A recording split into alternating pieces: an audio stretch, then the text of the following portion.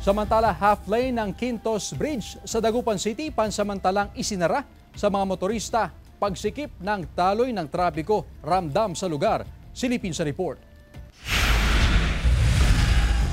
Ramdam ang mabigat na daloy ng trapiko sa bahagi ng A.B. Fernandez Avenue sa Dagupan City.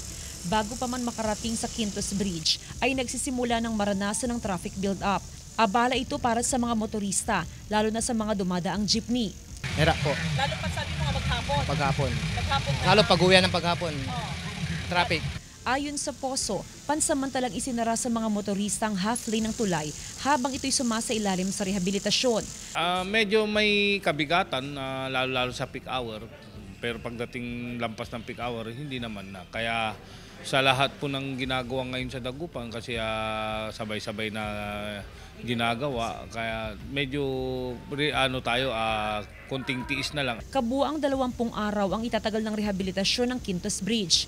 Inaasahang madadaanan na sa huling linggo ng Marso ang parehong lane ng Quintos Bridge. Nagdagdag na rin ang traffic enforcer sa lugar para matiyak ang tuloy-tuloy na usad ng mga sasakyan mula sa tulay diretso sa downtown area. Kasama si Henry Domincil, Jasmine Gabriel Galban, One North Central Luzon.